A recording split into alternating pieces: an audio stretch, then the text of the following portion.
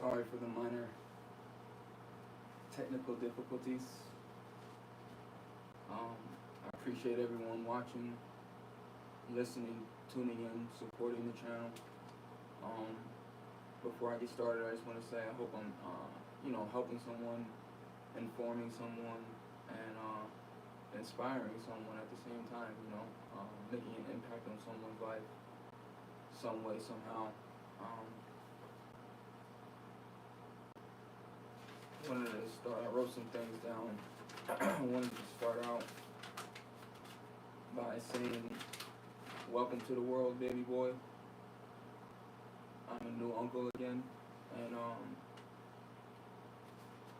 one day you will be grown up watching this, but just know that you were literally 3 days old when this was made, and I think that's really cool, and I love you so much, and I'll always be here for you.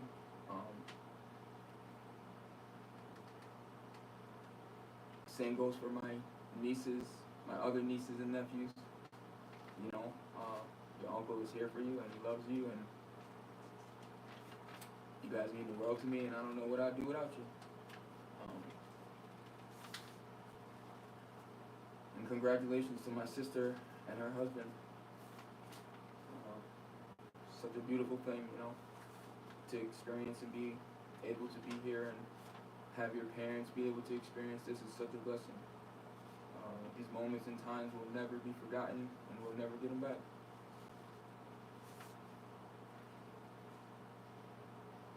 All right, the next thing I wanted to touch on before I get started is I wanted to send my condolences and pay my respects to all the families and friends affected by the loss of life in Texas from the floods. Also from the mass shooting that was in Chicago the other week. I just wanted to send my condolences and my respects to those families, and such a tragedy, such an unexpected heartbreak, and we have to really learn to cherish life and cherish our loved ones, and let them know that now while they're here, able to hear, because life is so unpredictable, man, and tomorrow truly is not promised. Okay? Starting to write things down more now. It just helps me organize and remember and plan, I wanted to give a special shout out to all my homies that are deployed right now, who are still serving. I got a couple of friends, a couple of past battle buddies and current brothers who are actually still deployed right now, and in a world of uncertainty, chaos, and just dysfunction. I just wanted to give a special shout out to y'all and letting y'all know my heart goes out to y'all and y'all's families, and I just pray that y'all come home safely and everything remains peaceful, and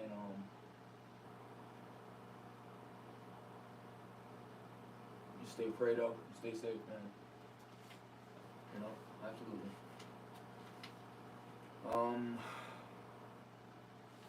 So I guess I can start.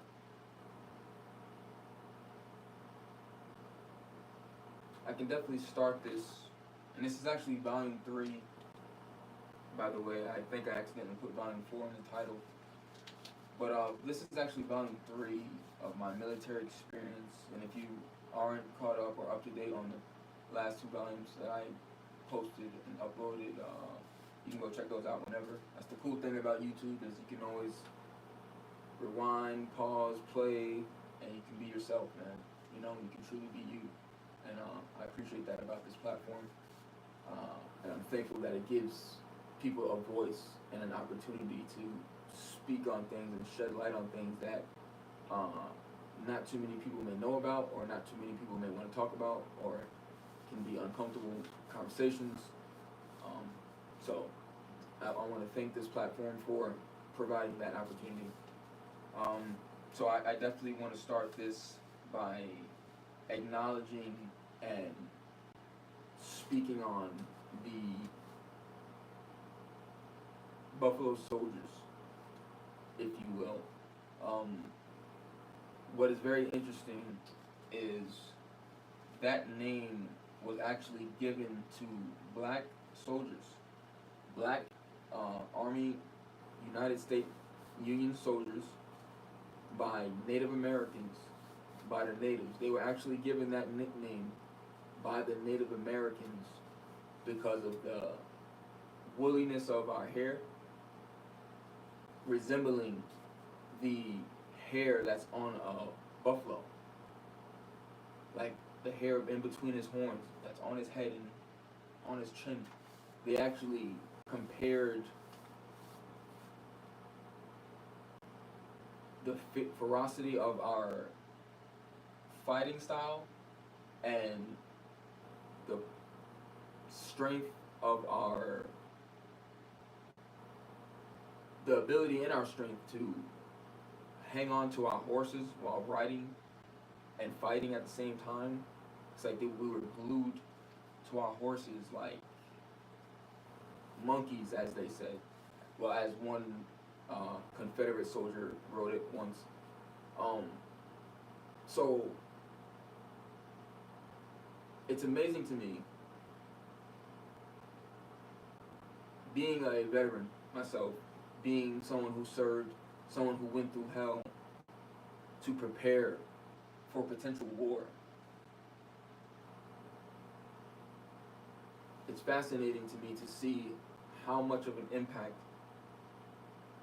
black soldiers had, still have, but had in the past, especially in all these wars, starting all the way back to 1812, which is crazy. But for the sake of time and for the sake of the argument and the sake of the subject, we'll start right at the Civil War. We'll start right there.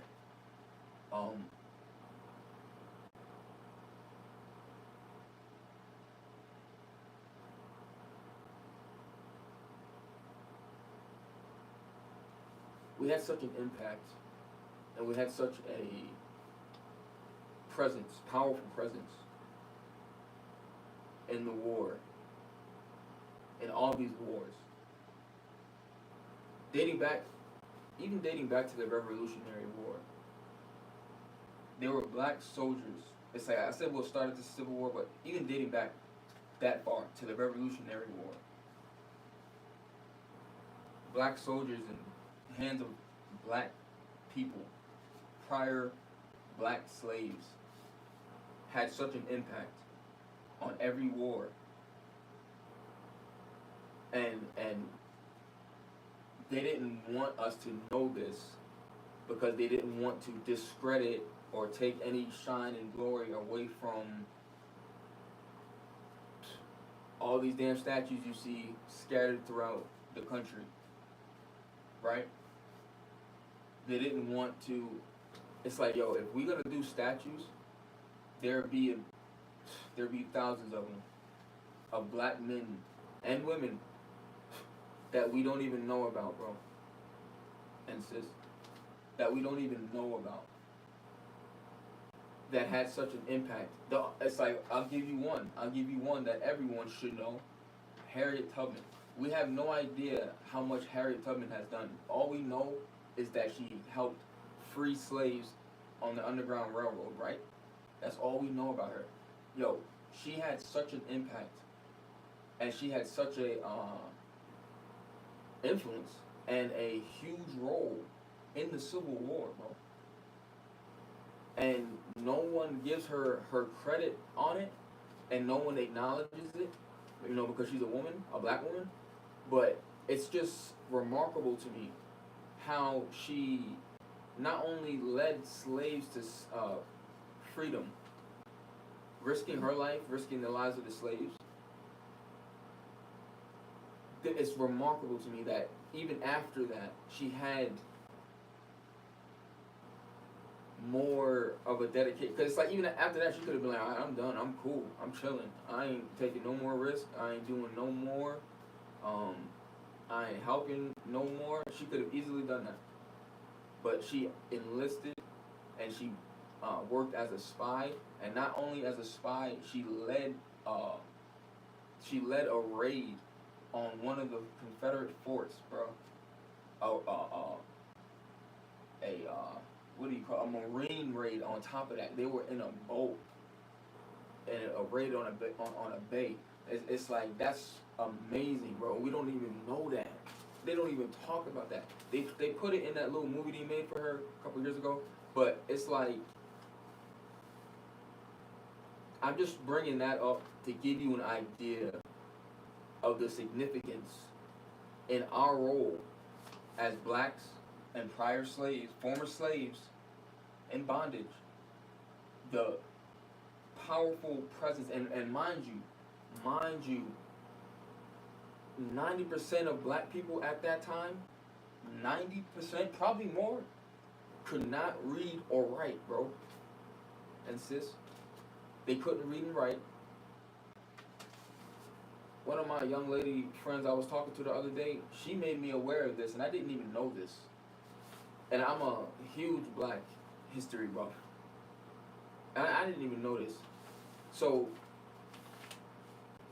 in the South, in the Jim Crow South, after slavery, when slavery was abolished, I swear I'm gonna get to the whole military thing. I need to start at the top with this.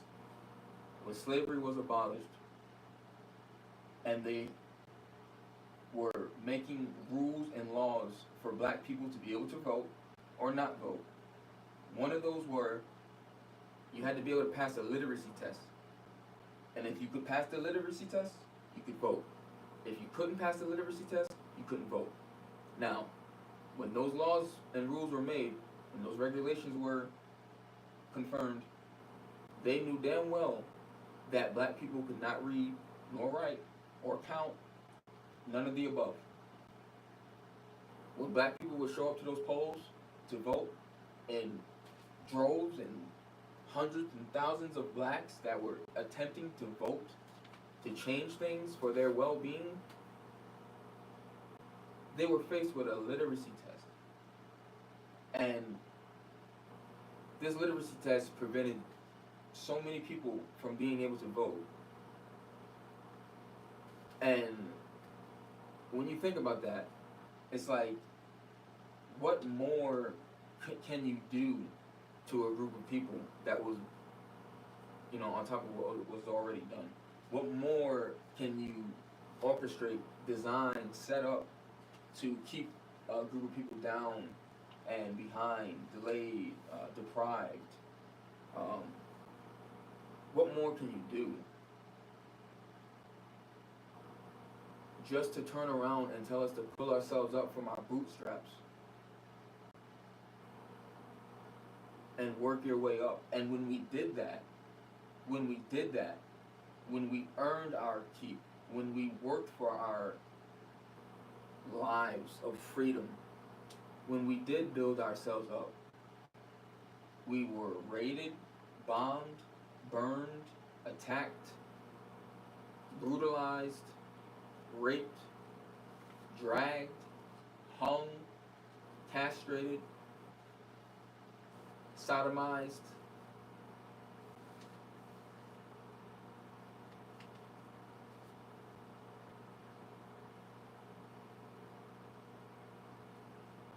So, I say all of that to say, black soldiers were in all the Spanish wars, in Cuba, the Philippine Wars. We were involved in all of these wars. All of the native wars, we were involved. All of the cavalry and infantry units, they don't even talk about and mention the black ones, bro.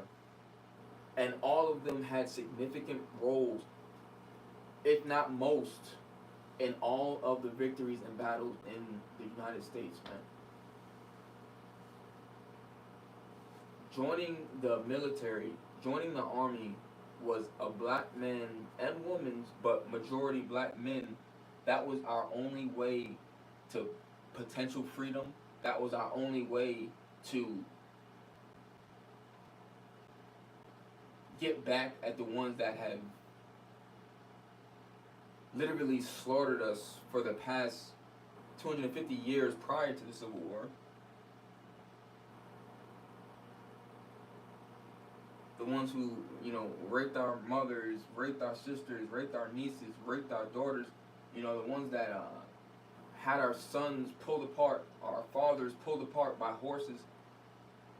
The ones we, watching our aunt or our uncle get whipped so bad that they would literally bleed to death and bleed out.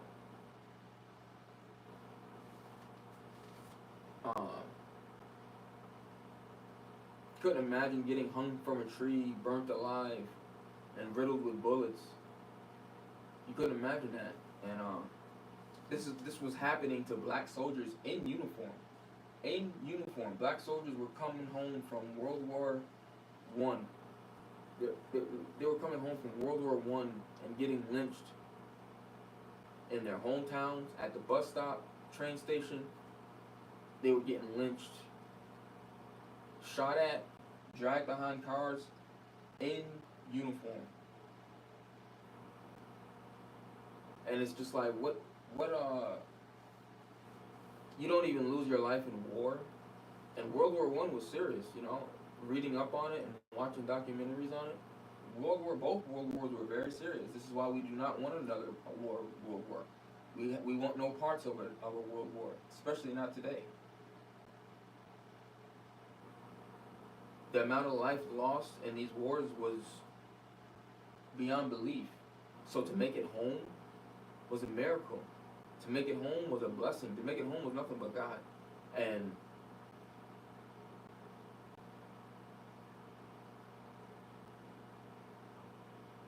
to come home and lose your life on your own home soil to racism, jealousy, hate, envy, and bigotry.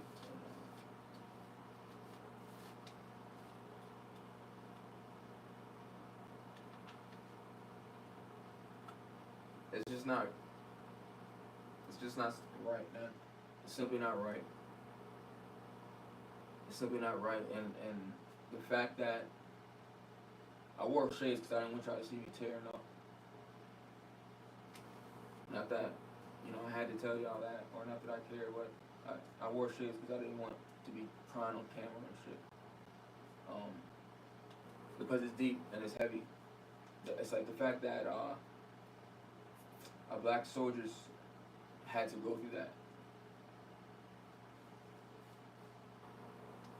Just thinking back on what boot camp was like, AIT, my unit station, all the summer trainings, all the NITs,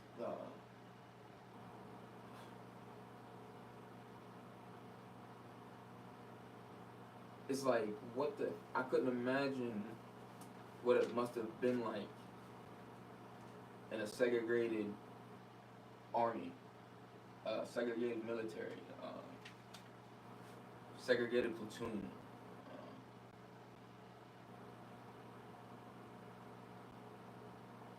I couldn't imagine being sent on dummy missions, suicide missions.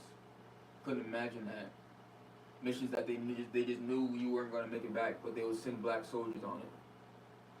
And then when black soldiers would actually go bust ass and make it back, they didn't get the credit or the acknowledgement or the glory for it.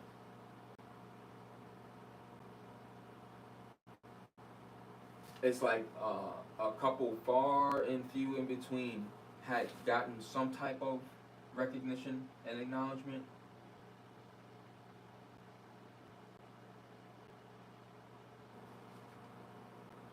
I'll give you one name. Moses Williams. He served in the military for like 30 years or something, 40 years, something crazy. 50 years maybe? But he had no choice but to stay in. he was fighting since the Civil War all the way up until the Spanish Wars. I don't think he made it to World War One, but all the native wars.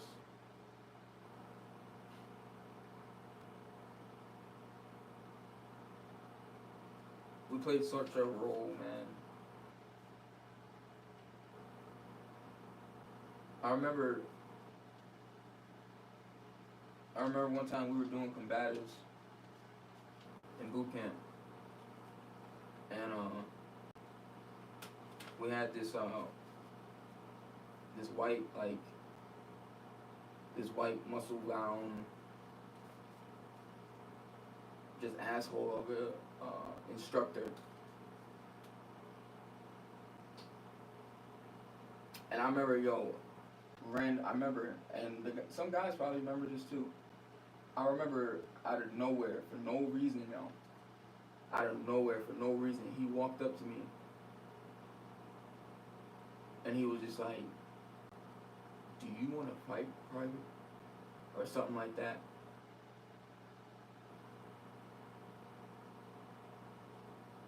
For no reason, yo. And you can just feel that he wanted me to react. So, but like, first of all, you can just feel like, how he felt about blacks. You can just feel it, man. And you can just tell he wanted me to react and respond so bad. You know what I'm saying? As much as I wanted to.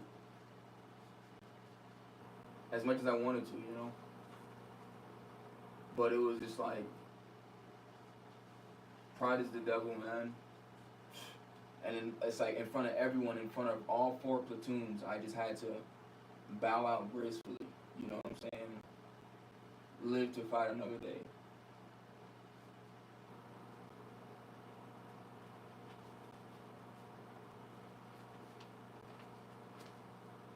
And it's like I said, you can just feel the energy that they all feel towards black men. Everywhere I go to this day, when you're in the presence of other races of men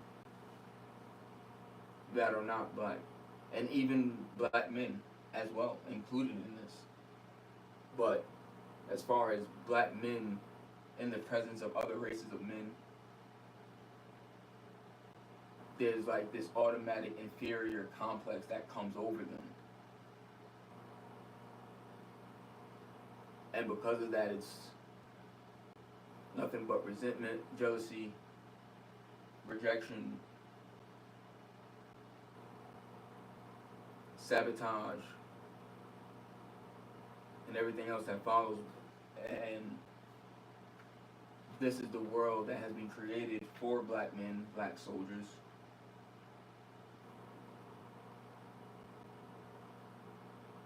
We're such a threat on so many levels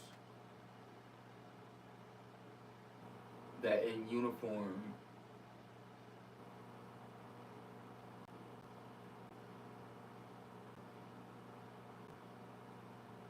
we still can't get the respect that we deserve, that we should. Even in uniform, we still don't get perceived or looked at as someone who could lead or someone who could be in a position of power and control or influence, you know what I'm saying? Being in there, I feel like I came across so many different black sergeants, as well as soldiers, but as far as like leadership and administration and all that, when it came to the black sergeants and black superior, it's like they were all very interesting in their own ways. Like they was either brainwashed, whitewashed, and brown nosing, or they were, still conscious but just trying to get by you know what I'm saying, just trying to do what they gotta do. They ain't necessarily,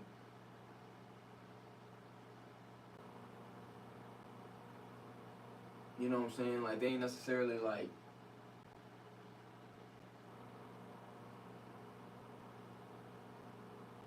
really ready to give it all up if they don't have to. And then there was some that was like, you know,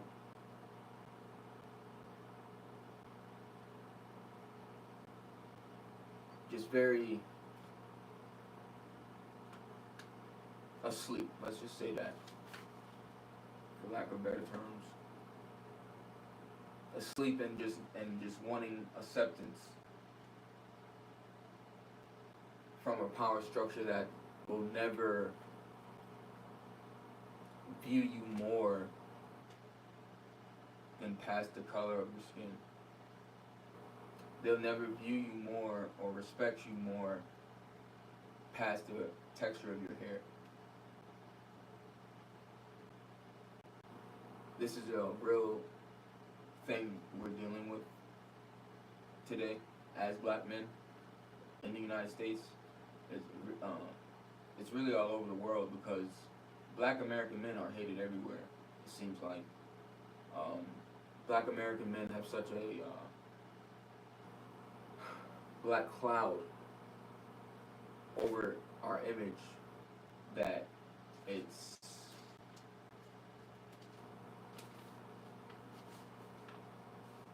impacting everything.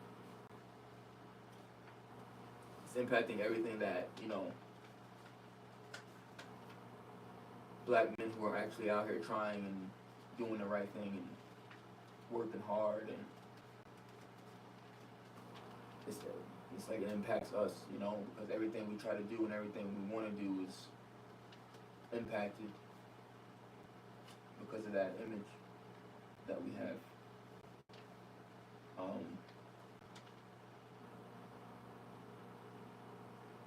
I'm not gonna lie, when I first became a soldier, when I first came home and everything, it's like I was proud at one brief moment.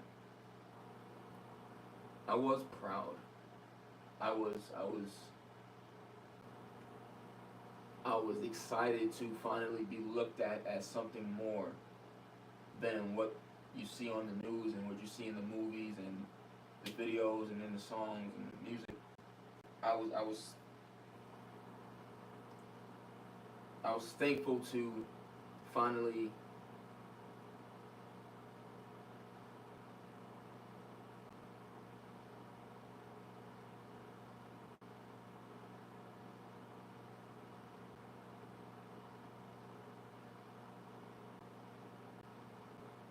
be viewed as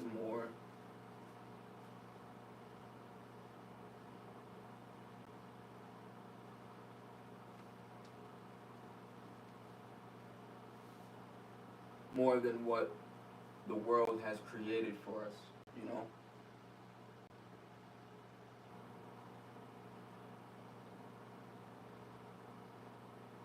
More than what history is trying to erase about us.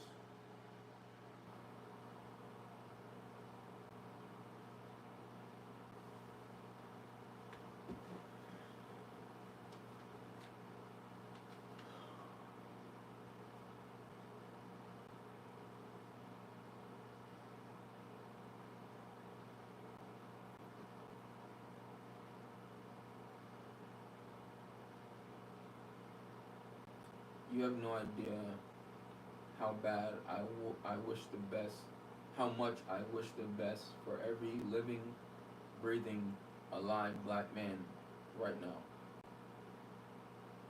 And I'm not saying that in a way like, oh, I don't wish the best for anyone else. No, that's not what I'm saying. But if you knew the true extent and the true history and the true education and knowledge about where we truly have come from, what we truly have been through, and everything we truly had to overcome to this day, I think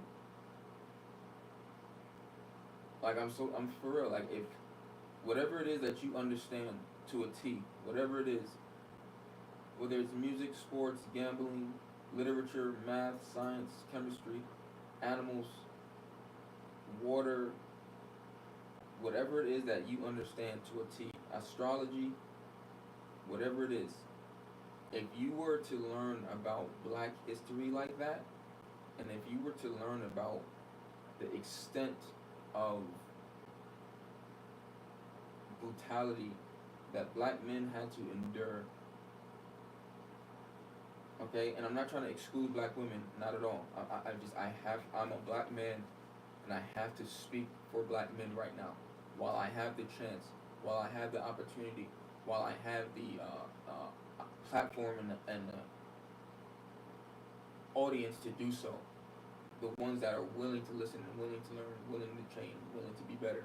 I have to speak to those right now because you see the condition that we are in. You see everything that we're going through.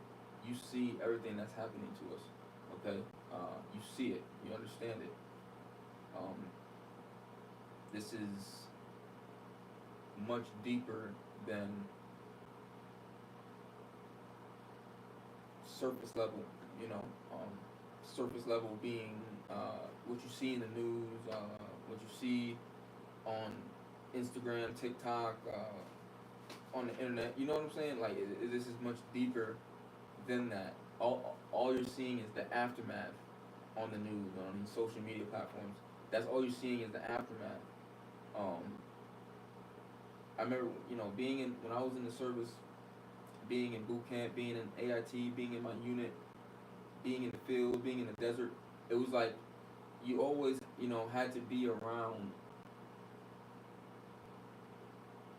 other soldiers, other people, right? You know, but it was always interesting to see, no matter what, and no matter what, in any unfamiliar circumstance and in any unfamiliar situation, uh, the black men always stuck together. The black men always hung out. The black men always did everything together, and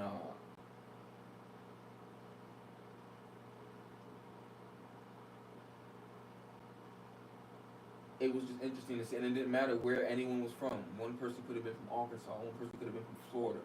One person could have been from New York, Detroit, Baltimore. You know what I'm saying? It's like everyone was from somewhere different, but it was interesting to see how we all gravitated and came together despite that. Because it's like we had no choice. We were always being profiled. We were always being singled out. We were always being, just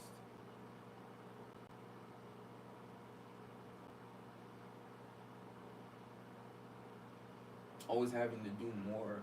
It seems, you know. Uh,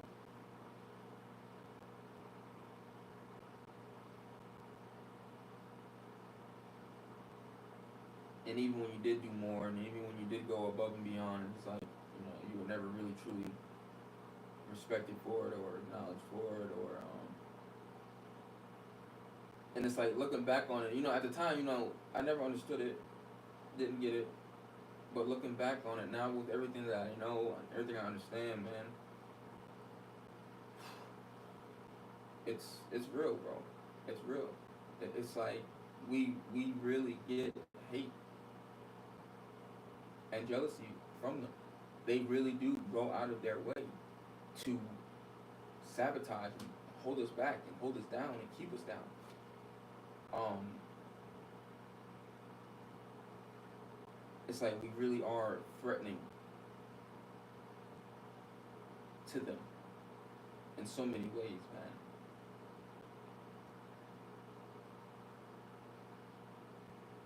And it shows, man. Like I said, it's not just one specific group or race. It's everyone that's not black. And now, and it's so bad that it's like now even black men are acting like this, treating each other how everyone else treats us.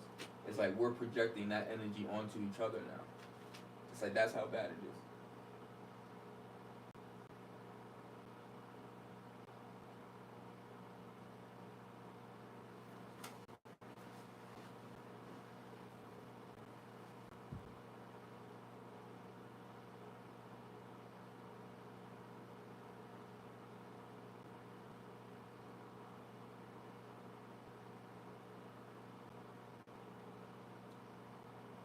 I remember I got into this verbal altercation with a black sergeant in AIT at one of the training stations. And what's so crazy, bro, and this is what I'm talking about, like how we project it on each other. And we do it to each other, man. We take it out on each other. We do it to each other in a blink of an eye. But we'll yes sir, no sir, or bow down to a white man or and whoever he is, you know what I'm saying? It's like, but we'll come at each other like that, bro. Like that. So this one particular day at a training station, AIT, this black sergeant, you can tell he was like one of them type guys that just always yapping and talking shit. You know what I'm saying? And I can't really even remember how we even started talking about sports, basketball, or like anything athletic or anything physical. I don't even know how the heck we even got on that topic, bro. Like we were at a training station. We were supposed to be talking about driving and trucks and freaking classroom full of soldiers, you know. And I can't even remember what it is that got him on me. But all I remember is we were going back and forth, and then he was like, he had said something about my age. It was something. It was something regarding basketball, my age at that time, and and I was like 11 years ago now. It was something about my age, basketball, and him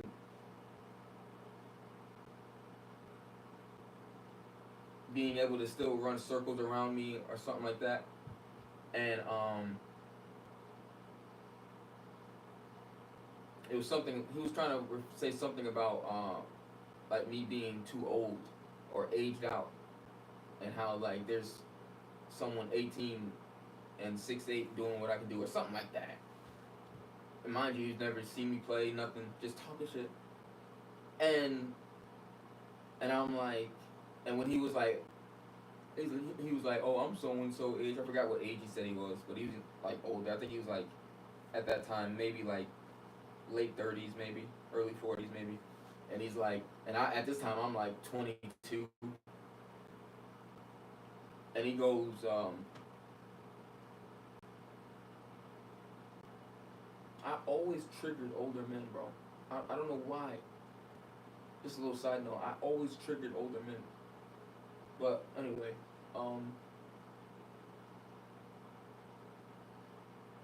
he goes, he's like, I'm so and so age, and I can run circles around you right now. And I'm like, I bet you won't.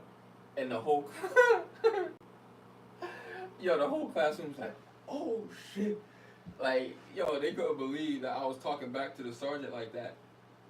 And I remember one of my female battle buddies, I'll never forget, she was sitting behind me. I'll never forget hearing her. She was like, Parker. She was like, Parker. And she said it like that.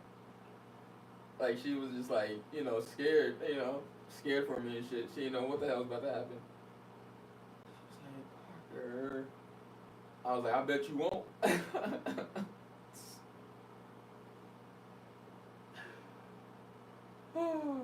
I think one of the other sergeants like stepped in and diffused the situation.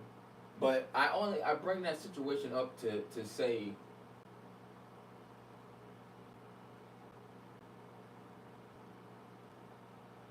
that like the only reason he was giving me that energy is because he was just fucking straight up hating on me for no reason, bro. You know what I'm saying? It was like there was no reason for you to come at me or say any of that. Like, you know what I'm saying? There was no reason, especially like with a soldier, bro. Like how the hell are you getting into it with a soldier?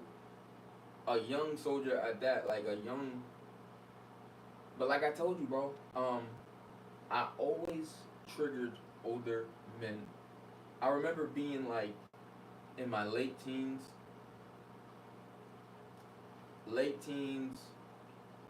even like mid-teens, like 15, 16. But definitely when I got, in high school and I was really hooping, 17, 18, And I would actually get into it with older men, and it would always be them talking shit. Like it would always be them talking shit, and I would be doing nothing but just busting their ass, playing ball, doing my thing. It would always be them talking shit, and at the time, me being my young, immature self at the time, of course I would get caught up in going back and forth with them. But it's like now looking back at it, it's just like, wow, you know. Um, I'm 34 years old now. I couldn't imagine having some type of verbal altercation with a teenager or even a young freaking 20-year-old. You know what I'm saying? Or 21-year-old. I couldn't imagine getting in some type of like competitive trash talk to that level, to that extreme. And I remember, man, it used to always get like that. So in the military, in the army, it was like I was seeing it from a different, and it just goes to show you, man, how so many of us, we grow up, but we get older, but we don't grow up, we, a lot of us, unfortunately, are caught up in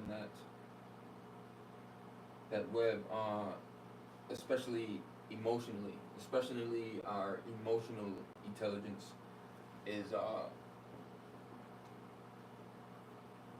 delayed or underdeveloped, and this is why so many of brothers are so quick to pull the trigger and shoot each other and kill each other like it's just nothing, so senselessly. It's like the emotional aspect of it has never been resolved, has never been healed, has never been attended to or acknowledged. Really, nothing changes, and this is why emotions take over and guns come out, triggers are pulled, and on in court you see them crying. It's like, what are you crying for, killer? But this is emotional dysfunction, emotional turmoil that has plagued the black community, most of the world, but specifically the black community. And because of pride and because of ego, we don't seek help, we don't get help, we don't do anything to really help ourselves to heal or even begin to heal. We don't really do anything to change our lifestyle, change our habits, change our our outlook, our perception. It's like so many of us, so many black men right now are so down and out, beat down by life, overwhelmed by life, that killing themselves or killing someone else, it's easier than to have to turn and face yourself. It's easier than to have to reflect and look within and really recognize what's going on and what's happening. And where it started, our upbringings are so important in who we are today that we don't even realize everything that we experienced, everything that we went through, everything that we heard, saw, learned, experienced, that all had an effect on who we are today. And I think it's something that's overlooked. I think it's something that's brushed under the rug. I think it's something that needs to be spoke about more. I think parents and children need to learn how to communicate so they can start to heal and begin to heal. You know, especially if your parents are still in the living. You know, it's like this is a perfect time to take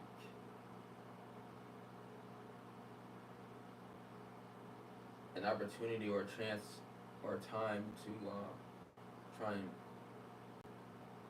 reconcile and apologize and just learn together, you know, forgive together, you know, and I know that's easier said than done. You know, everyone's situation is different, everyone went through different shit, man. Whew, you know, and I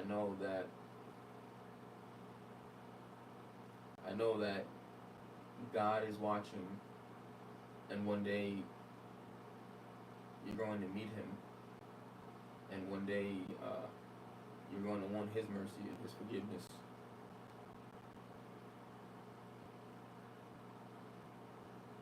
For all the things you've done. And I gotta tell you, man, a lot of those lives that were lost in that flood, they were sleeping when it happened, you know. It's like overnight, blink of an eye, over 100 souls, man. And I bring that back up just to kind of tie into what I'm meaning about just taking advantage of what time we have left with the ones that we love most.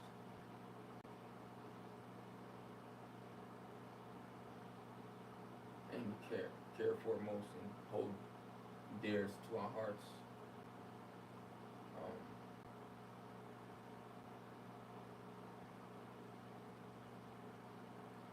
It's like when things happen, you know, everything that you were worried about and everything that you were beefing about and feuding about, thinking about, stressing about, it's like it don't matter no more. When someone passes, something tragic happens, God forbid,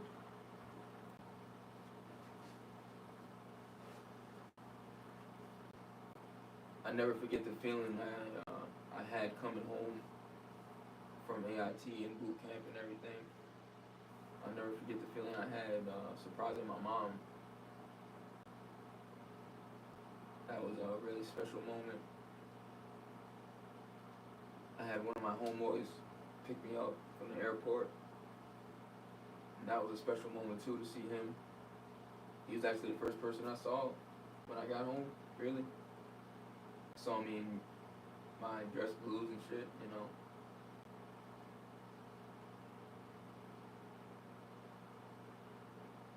My homie CJ, one of my former teammates and one of my brothers, man. CJ, if you watching this, I love you, bro.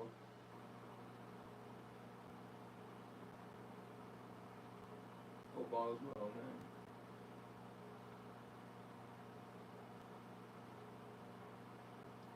We actually just had a teammate, a mutual teammate and a mutual brother pass on a couple months ago. My homie Taekwon. He was a brother to me. And when it happened, it was like I just really couldn't process it or digest it.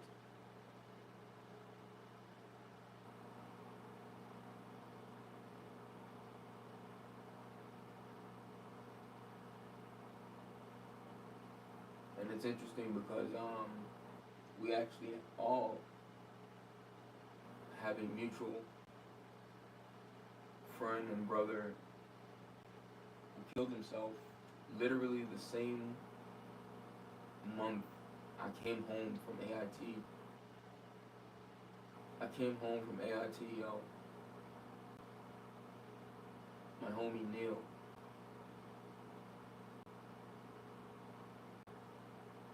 I came home from AIT, and I remember Neil was one of the first people I talked to because we was all gonna get up and hoop. I remember talking to him on the phone. He was like, "Yo, come on, man, come hoop, man." He's like, "Damn, you home now?" He's like, "You still got the Camaro?"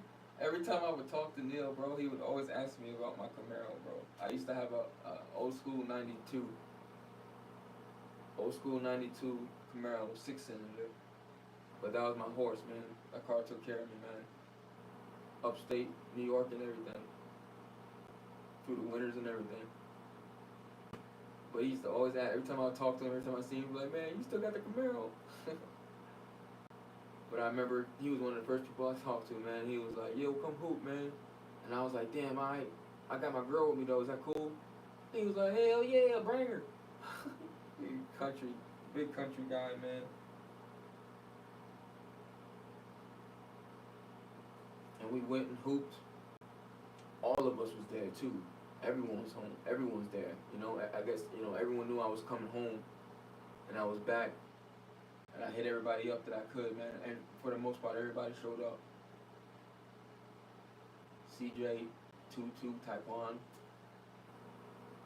my homie Jay White. I had my shorty with me. My girlfriend at the time, I actually met her while I was in. We met in AIT, yo. She was Mexican. So sweet, you know, so pretty. Very smart.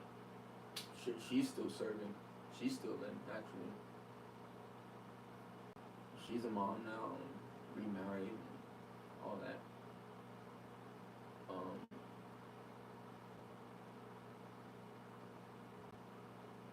She told me she married some Nigerian, and I'm like, "Oh, you must be wife number 4.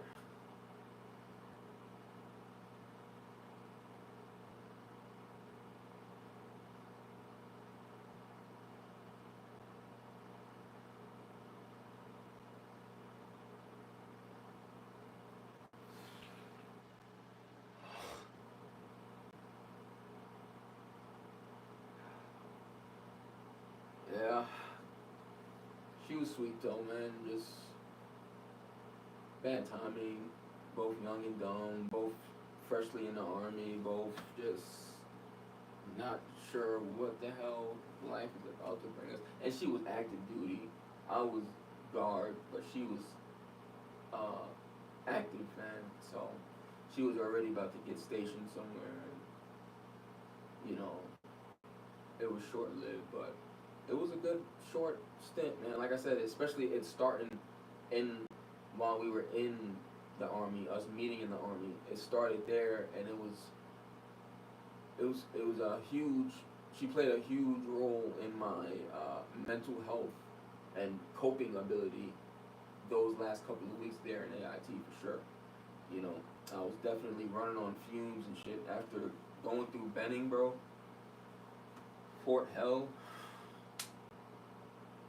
I mentioned this in the previous volumes.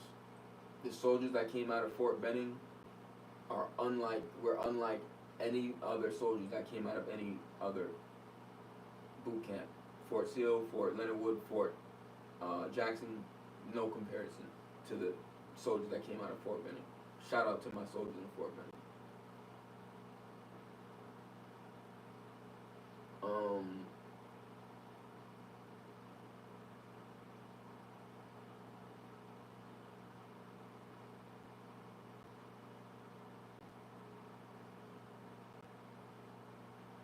When I got home and I met up with Neil and everyone else and hooped. And you know what's crazy, man?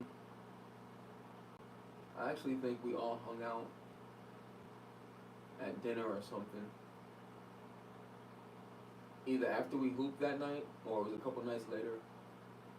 But I know it wasn't. There was maybe a week or 2, maybe 3 weeks later, man. After that, last time seeing Neil, that I got the fucking news, man.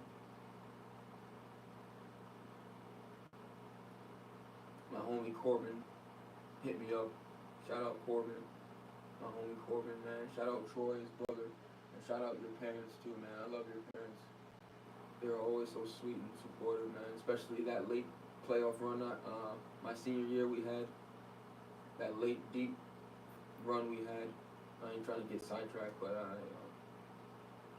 your parents were a huge support throughout that playoff run for sure. But Corbin hit me up and he told me what the fuck happened, man. So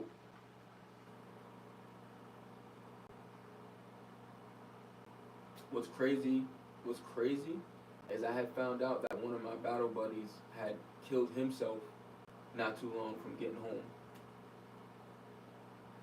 Something, of course, related to a chick, you know what I'm saying? He fucking killed himself, man.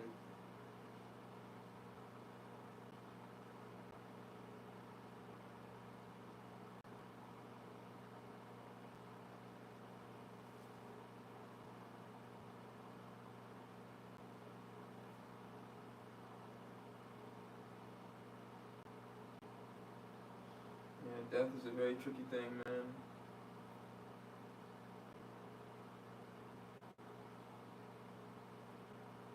So I'm just trying my best to love and care and support and be better.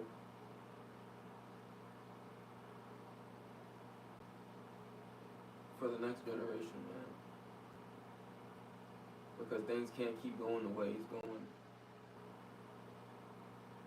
And we can't keep trying to do things ourselves, man. We have to turn back to God, man. We have to go back to God and learn about Him.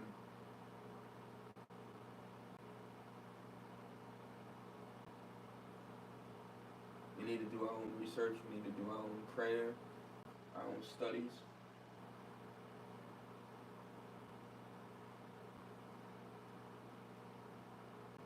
Because something just ain't making sense.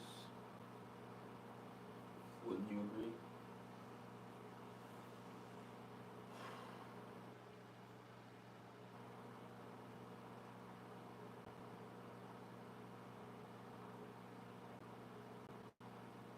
Yeah, we have a lot.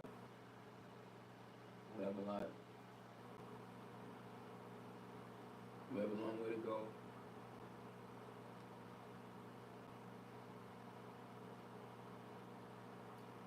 You know,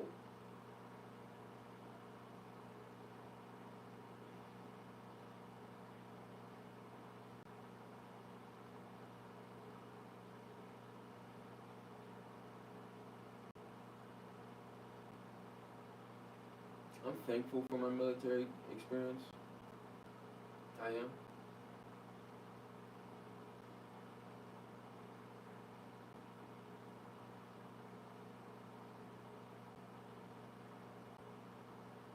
You know, despite the negatives, despite the bad times, the tough times, um,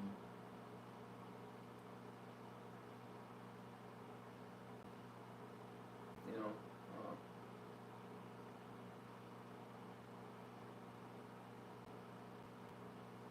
I'm thankful for everyone that I met. I'm thankful for everyone that I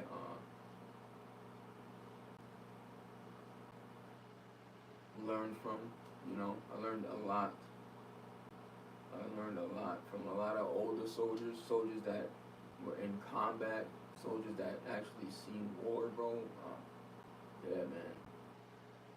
At Benning, it was nothing but infantry and cavalry. We was literally infantry. You know, we were literally training with infantry and ranger drill sergeants. Cavalry.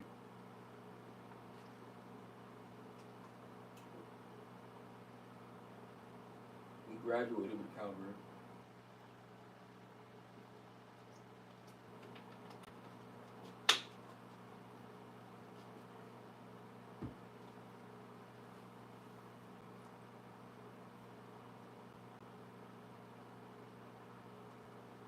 And I learned a lot from them, man. Not just about military stuff and war and guns and stuff, but also just about real life stuff, women, money, possessions, laws, and this is just all things that we have to start to learn about ourselves more and more now as the remaining living, breathing black men.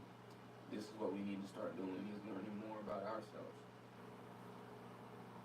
So we can teach the second coming, teach the younger generation, because I'm telling you, man, it's going to get crazier and crazier, and it's going to start shrinking and shrinking more and more. And if we don't have a handle on ourselves and a handle on what we can control, we're going to be caught off guard. We're going to be out of line. We're going to be without. And I don't want anyone that I know or anyone that I love to be caught off guard or without.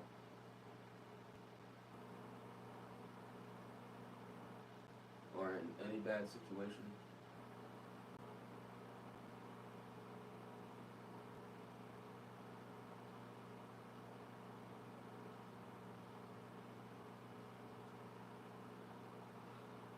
Enough has already happened, and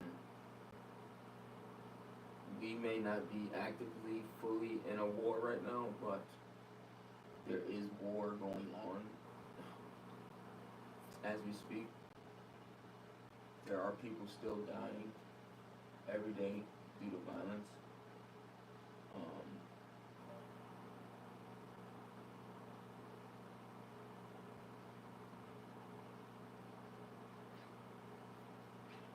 You know what I'm learning? And what I've read, I actually read, exercise and reading is literally the key to life. No lie. And water. Exercise, reading, and drinking water and hydrating are like the keys to life. And these are 3 things that most people do not do.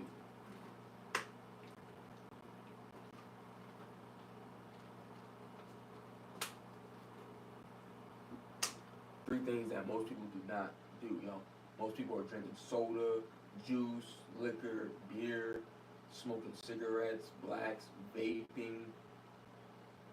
I ain't judging nobody. But it's like, damn.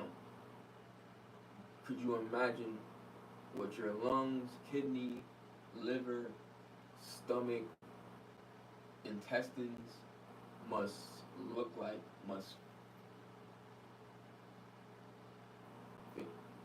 You think them BBLs stinking is because of some damn BBL? Nah, bro. BBL stink because she stink. Because her inside stink. Because of what she eats makes her inside stink. And it make her pussy stink. Okay? So, that's... And she don't drink water. She drinks soda. And... fucking... margaritas. And fucking... And it's like, that's why that shit stink. You know what I'm saying? Men, like, most men look like fucking potatoes because most men are dead ass eating fucking Wingstop and Burger King. No judgment there, because I love both. But most men are not. Most men can't even fucking do 5 push-ups. Most men can't even fucking run for more than 5 fucking seconds. Okay? Most men could not pull up their own fucking body weight. Even if it like meant saving their own life. Okay? This is why there's only 1% of the population in the service. That's why, because most people aren't even in shape, bro. This is why we don't need to go to war. We don't need to be thinking about no fucking war. Okay? Most of us, most men couldn't even fucking run and hold a rifle at the same fucking time. Most men couldn't even fucking, excuse my language too. I'm just getting into it a little bit, but because this is the real reality of it.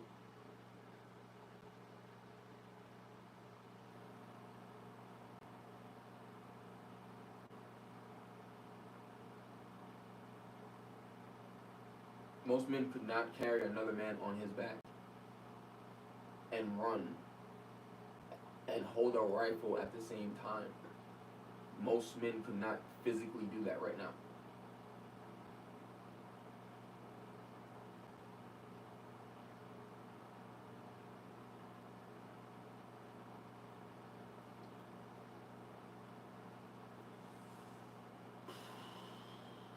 And I'm not judging nobody, I'm not looking down on nobody. I've been through too much to look down my nose on anybody. Too much. And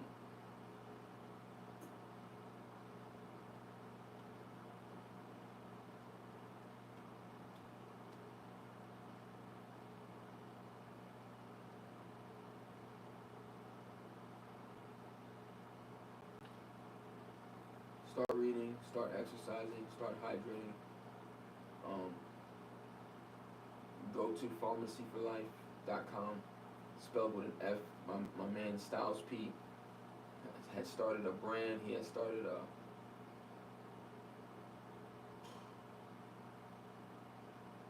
movement of health and abundance and alignment, healing,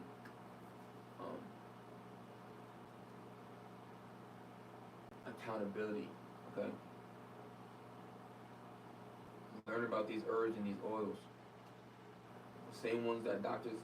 Sebi, Lord, have mercy on his soul.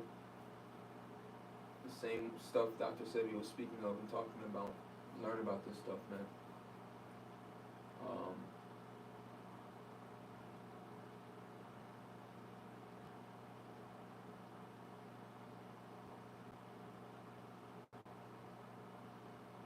Because at the end of the day, that's all it's about is your health and your mental state of mind, your mental well-being, your mental and physical, emotional health. That's all it's about at the end of the day. Because without that, you don't have nothing. You're just at the mercy, in the jaws of this crazy, cold, heartless world.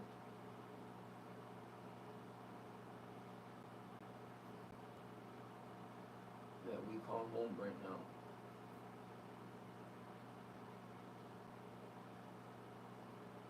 Just don't feel like home.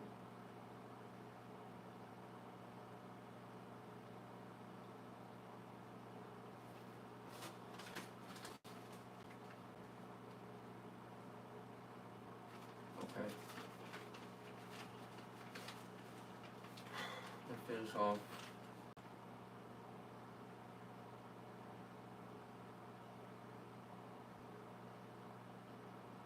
So there's this thing. There's this thing.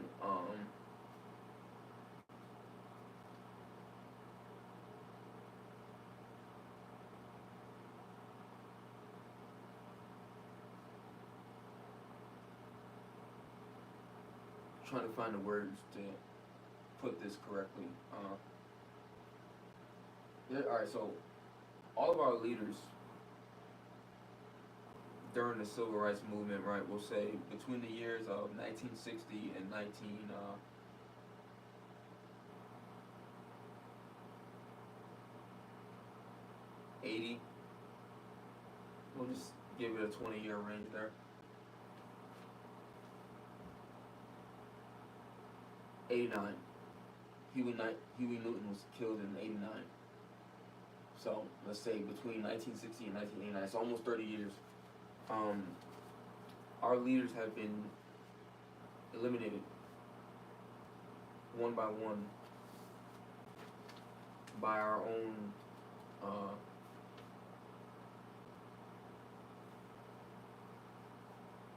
organizations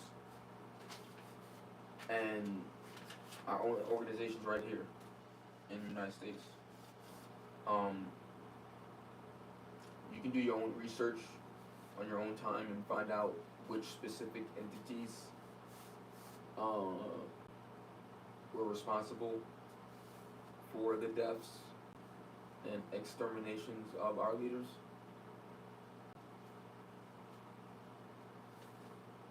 And it's because they're threatened. They're threatened by black men.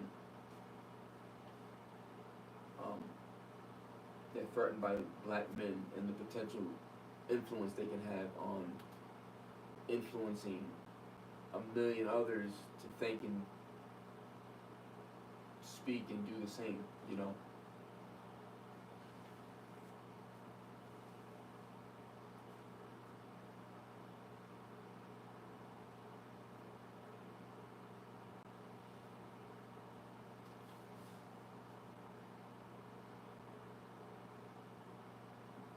The devil and his demons are real. But so is God. I want you all to know that. And this is why we have to keep the faith and keep fighting the good fight of faith. Because it is possible to make it out, and God will send you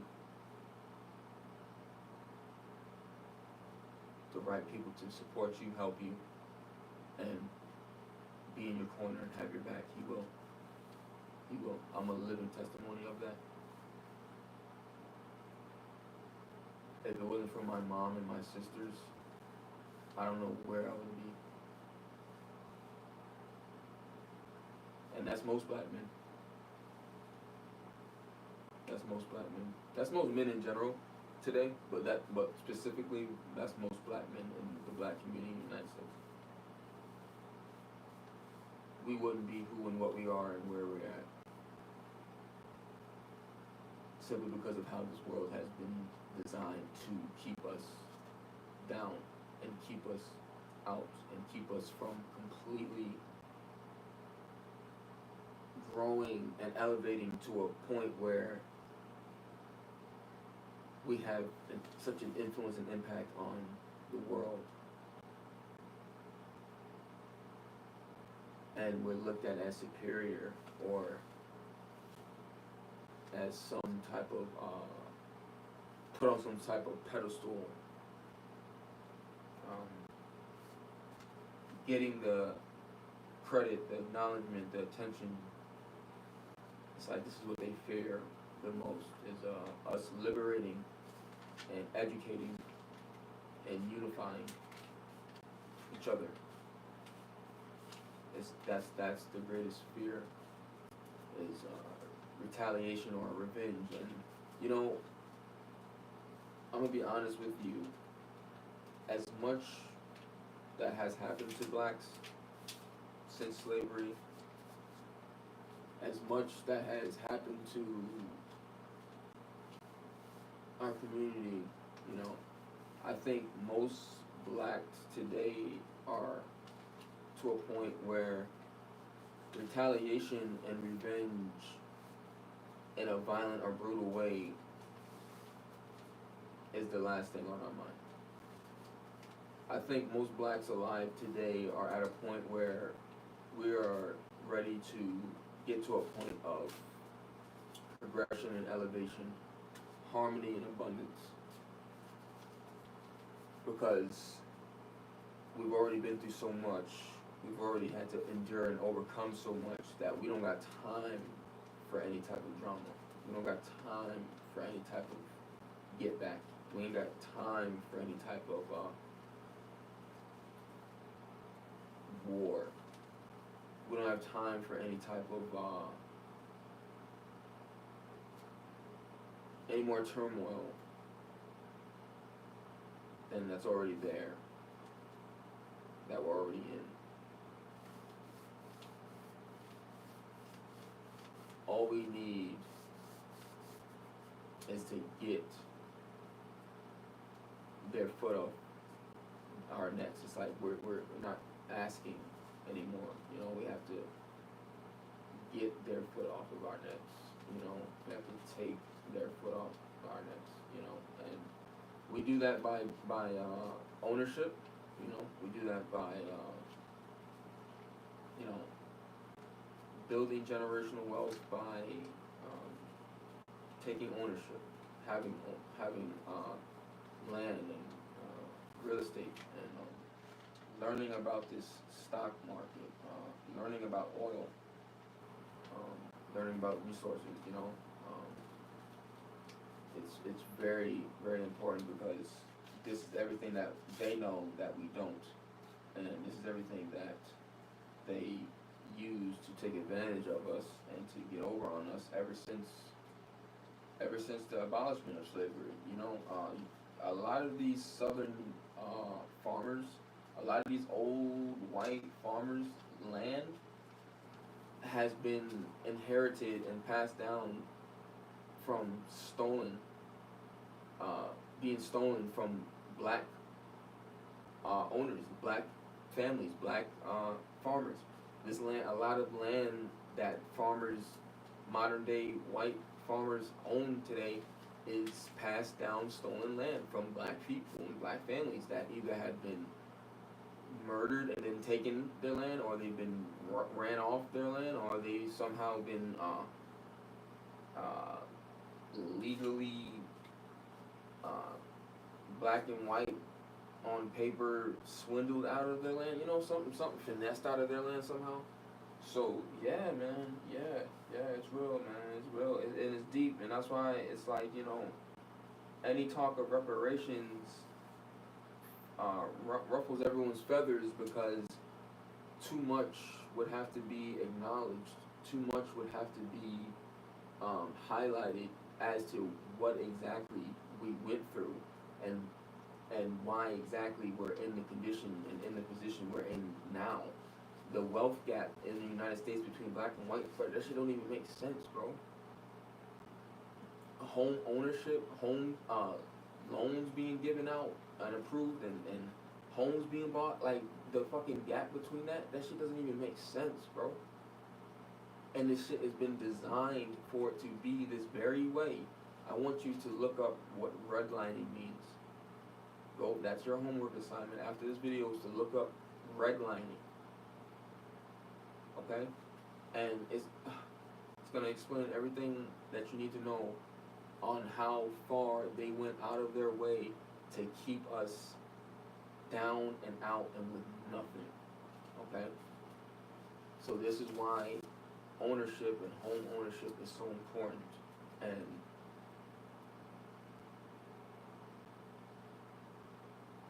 land and just knowing how, when, and where to invest. And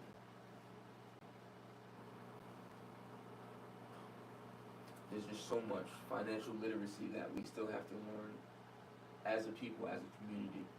Okay, and it's only going to start with action. You know, it's only going to start with really just working towards something, putting your best foot forward in the right direction towards whatever it is that you're. But staying consistent, staying dedicated is the key.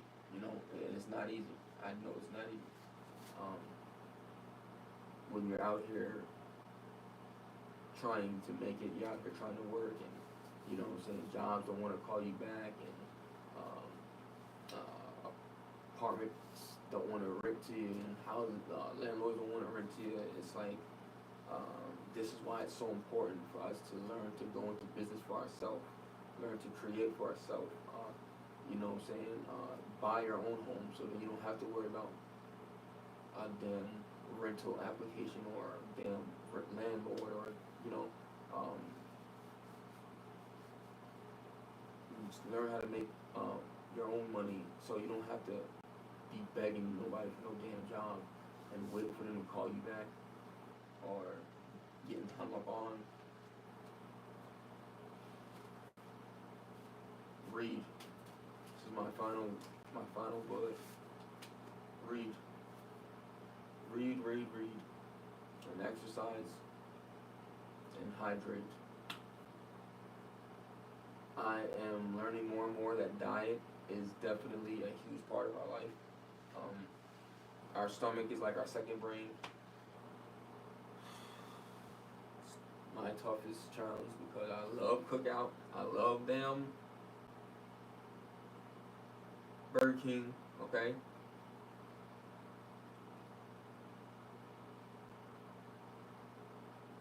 I love them KFC, Popeyes, Taco Bell. I love it all, alright? Captain D's, McDonald's, Culver's, Hardee's. I love all that shit, bro. And I can't fucking stop. But I have to. And we all have to. You know? We all fucking have to stop eating that shit and start cooking more and healthier. Thank you.